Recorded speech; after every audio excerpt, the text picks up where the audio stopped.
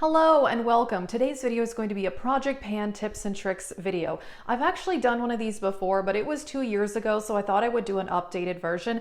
I'm going to mention a few of the things I mentioned in my old project pan tips video, but I'm going to expand on them a little bit. I also did a video called 10 lessons I learned in 5 years of project panning. I'll link that too if you do want to see that. I have been project panning for over 5 years, and the reason I continue to do it is that I want to be getting my money's worth out of my makeup products. When I initially started project panning, it was more to use up older products because I had a larger collection that I had a lot of older products. That is why I have continued to project pan for so long, and I really do enjoy it. If you want to see my actual project pans, I will link my project pan playlist. I actually have a project pan playlist and a pan that palette playlist for every year on my channel, so this is the 4th year of that, so you can catch up on those videos if you're interested as well, and let's get into it. Alrighty, tip number 1 is to set your goals and intentions. First of all, why do you want a project pan? For me, like I said, I have different reasons. When I first started, it was more to use up older products and decrease the size of my collection. Now I'm doing it more to make sure that I'm actually finishing things up and getting my money's worth. So I think setting your intentions is very important for that. And then also you can decide where you want to go with it. You can do just usage projects where you just count how many times you use something. I am doing several of those projects, or you can just try to hit pan, or you can completely try to finish things up. I would say, just do what works for you and what works with the goals that you have in mind. The next step is to be realistic for your makeup usage and the things that you like. For example, if you only wear makeup 1 to 2 times a week, obviously you're going to be panning slower than someone who wears makeup for every day. So it definitely depends. Another thing is if you really don't like red lipstick, then, maybe don't try to pan a red lipstick unless you really want to push yourself to get out of your comfort zone.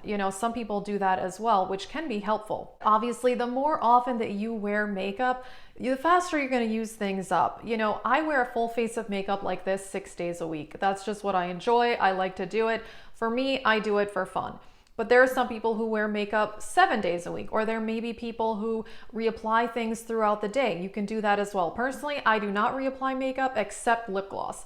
I will reapply lip gloss throughout the day, which is why I was able to finish a lot of lip glosses in 2020. By the way, I will link my 2020 makeup empties video if you want to see all the makeup that I used in 2020. My next tip is to not overuse product. I really don't think that there's a point to this. I think if you're project panning something, I would use the same amount that you would normally use on any other day with any other product. I just think it's wasteful. There's no point in overusing something just to finishing it up faster.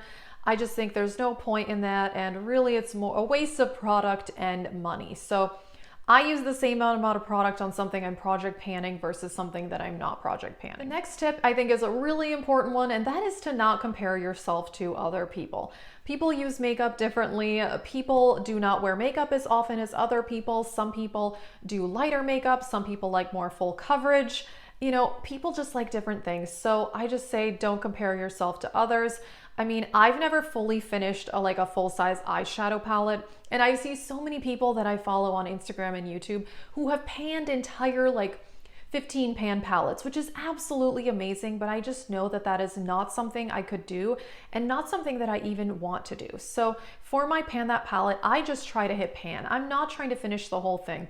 Last year, I did try to finish an entire palette for my pan that palette, and I didn't do it, but you know what? That's okay. I tried, I did my best. I did finish up some of the eyeshadows. So I say don't compare yourself to others, because then you may just kind of not feel great about yourself, which is really not the point of project panning. It is supposed to be a fun way to use your makeup and make sure you're using things up. So just don't do it. Of course, easier said than done.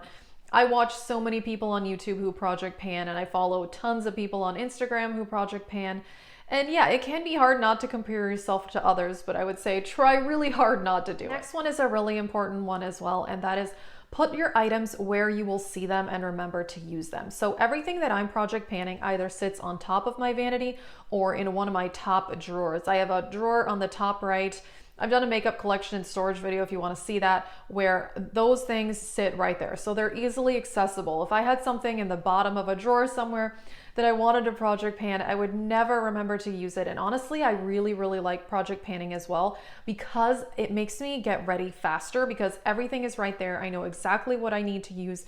And yeah, it really does make getting ready much faster. This next tip is to just pick products that you will know you'll be able to pan faster. I don't think there's anything wrong with that. You know, if you're first starting a project pan, or if you've been project panning for many, many years, if you have half used up foundations, half used up concealers, go with that, or a powder product that you already have pan on.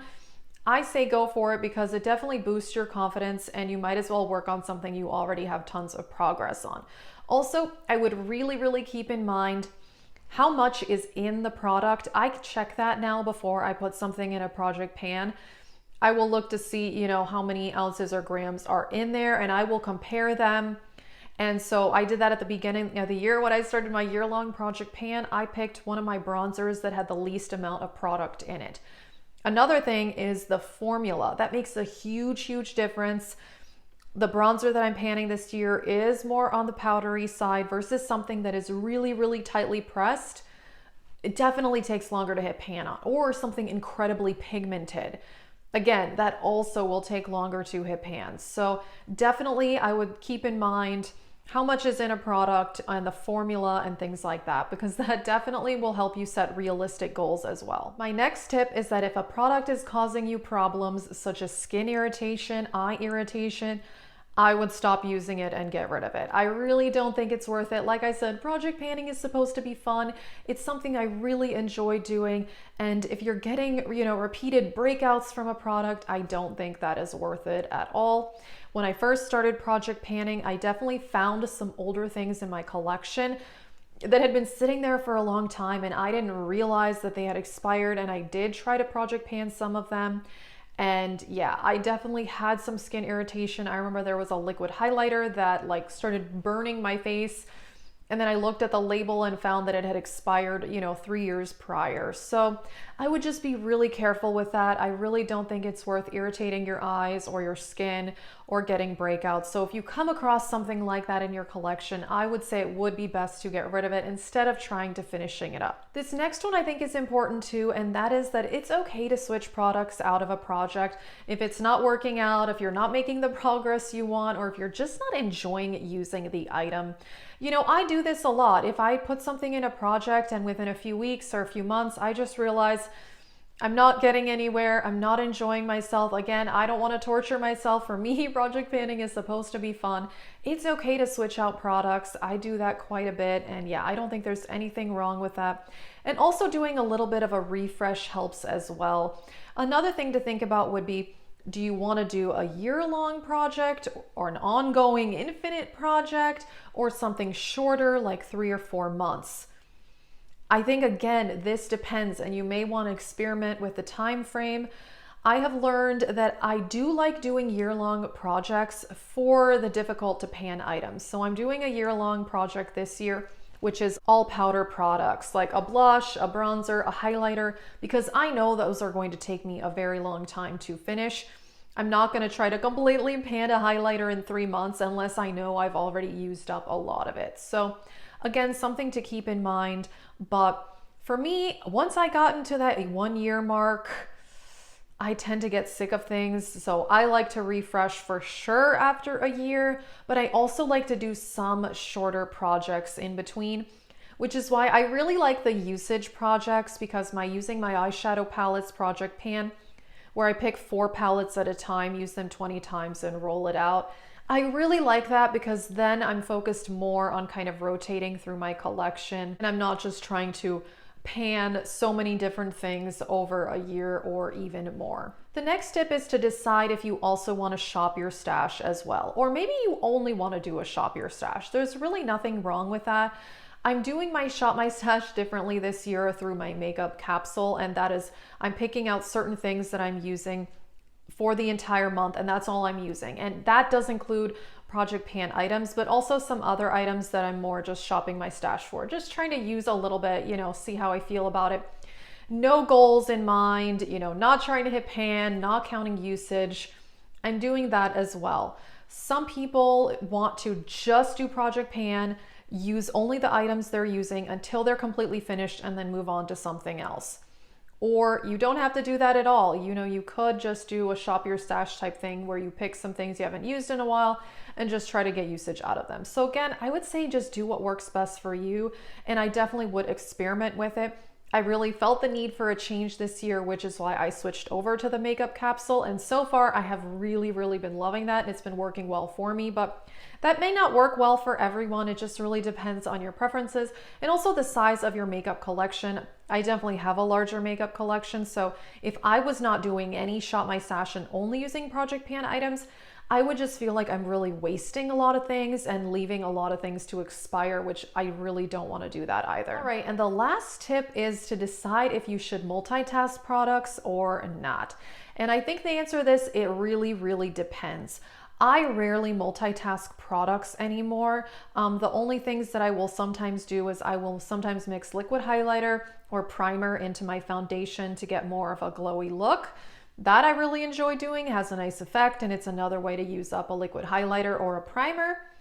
And another thing I've been doing lately is I have been mixing a concealer in with a tinted moisturizer to get more coverage. And that has worked out really well. So those are some examples that I do multitasking for, but for a lot of things, I don't multitask, and that is because I'm already project panning other things. So I am project panning 2 different blushes. If I were to start using eyeshadow as blush, then those blushes would go untouched.